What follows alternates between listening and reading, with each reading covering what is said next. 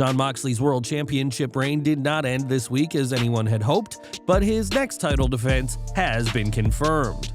After retaining the title in unexpected fashion, Moxley cut a promo and challenged MJF to face him, which brought out the self-proclaimed devil of AEW with a referee in tow. MJF teased cashing in his casino ladder match chip for a title match, but instead left the ring and announced that he will cash in at AEW Full Gear instead. Full Gear will go down on November 19th at the Prudential Center in Newark, New Jersey, and could mark MJF's long-awaited rise to the top of AEW. Arguably the most popular non-ex-WWE star in AEW today, fans are eager to see what a World Championship run for MJF would be like, and that may finally happen this time next month. Over to NXT, and with the show going head-to-head with Dynamite, WWE tried to win over viewers with an influx of main roster superstars. Raquel Rodriguez, the Good Brothers, and the Judgment Day were just some who appeared, but now one name will be sticking around. On the show, Shinsuke Nakamura was revealed to be the surprise opponent for Stax, as picked by Tony D'Angelo, and made quick work of the youngster. This marked Nakamura's first appearance in nearly 2 months, as he was previously spotted on the September 2nd Smackdown, and according to sources, the King of Strong Style will be staying on NXT moving forward.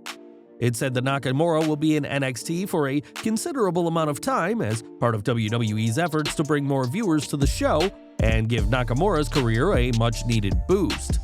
Donning a black and yellow attire, Nakamura was clearly pleased to be back on the show last night, and the two-time NXT champion will be here to stay.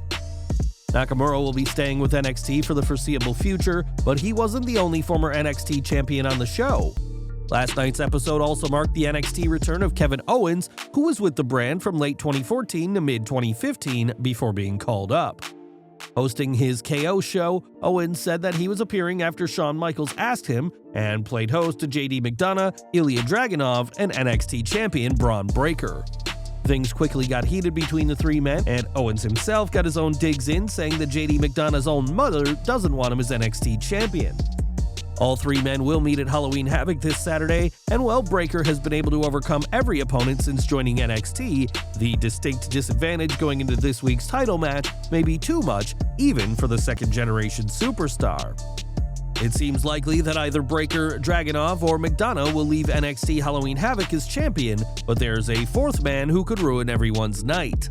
Back in July, Austin Theory captured the Money in the Bank briefcase, and while he's attempted to cash in the past, his cash-in attempts were never made official.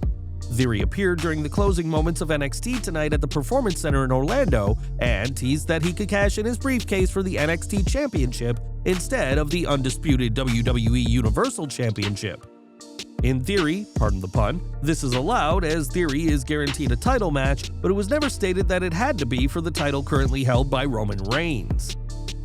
Theory was with NXT for years but never captured the NXT Championship during his time on the roster, but we can't count anything out with the Money in the Bank briefcase involved. Do you think Theory should cash in this Saturday, or wait for an opportunity for the undisputed WWE Universal title? Let us know in the comments. Last week, WWE announced their Campus Rush program, which will see the promotion arrive at 8 college campuses in order to educate students on what it would take to make it in WWE. For many athletes, making it to WWE would be a dream come true, and they'll be learning from 2 of WWE's strongest stars. PW Insider has learned that Big E and Madcap Moss will be regulars in WWE's campus tours, joining the likes of Bianca Belair, Omos, and Raquel Rodriguez. The report adds that Belair is expected to be heavily involved with Campus Rush as well, given her past as a collegiate athlete who has gone on to be one of WWE's top stars. Not only is WWE educating students, but Campus Rush will also help recruit athletes to the NIL program and teach students about branding building and social media use. The tour is ongoing right now as it began October 13th and will visit several places of education before finishing up on December 7th. For Big E, this is the biggest thing he's done for WWE since his broken neck injury back in March, and it's entirely likely that he, Moss, Belair, and Rodriguez could stumble upon WWE's next breakout superstar as part of Campus Rush. AEW has seemingly lifted the ban on on-air mentions and references as it pertains to the suspended CM Punk and the Elite.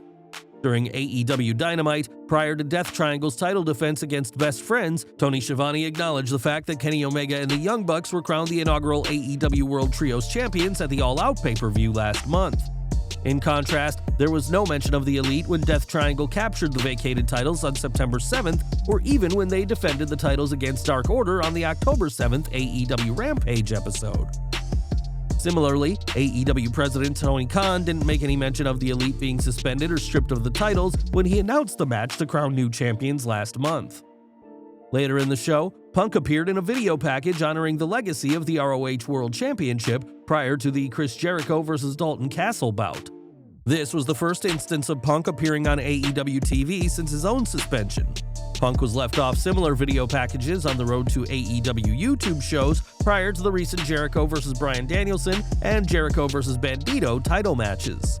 Furthermore, ROH announcer Ian Riccaboni specifically left off Punk from the list of greatest ROH World Champions prior to the Jericho vs. Claudio Castagnoli ROH title match at AEW Dynamite Grand Slam last month.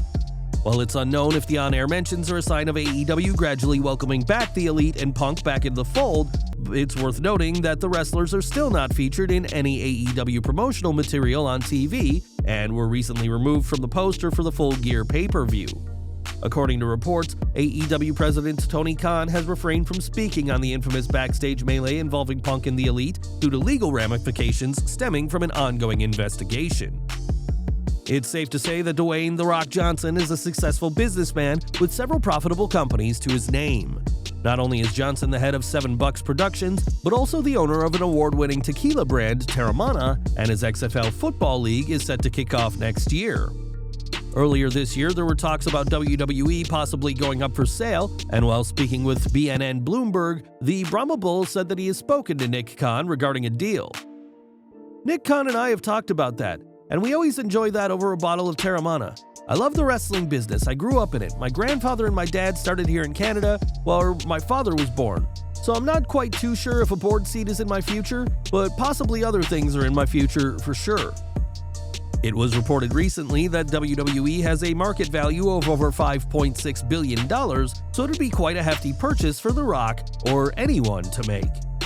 While The Rock doesn't see himself as WWE chairman material, he didn't rule out ever working with the company, and we're sure his decades of wrestling and business experience is something those at WWE would love to have on board.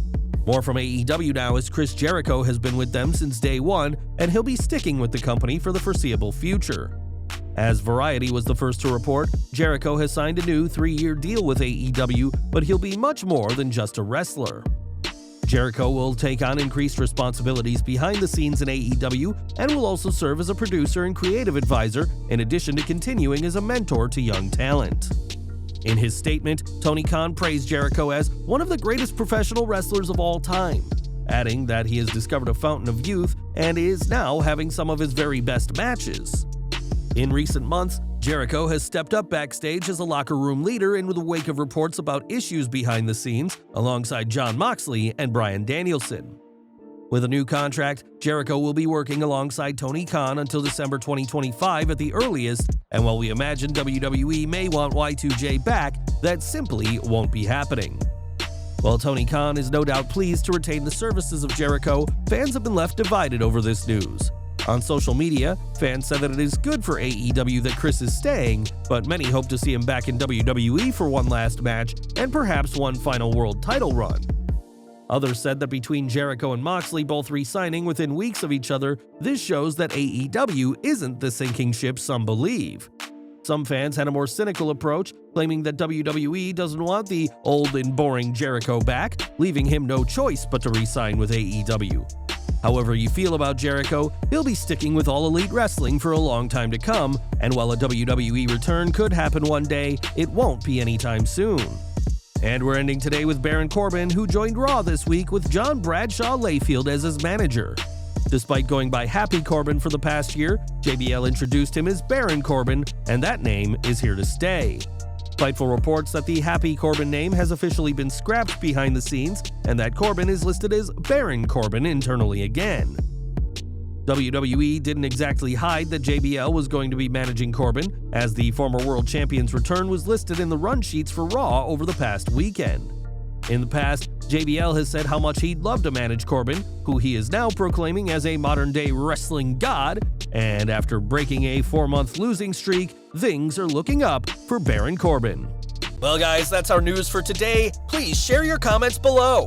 Also hit the like button, subscribe to our channel, and hit the bell icon to receive all notifications. And as always, thanks for watching.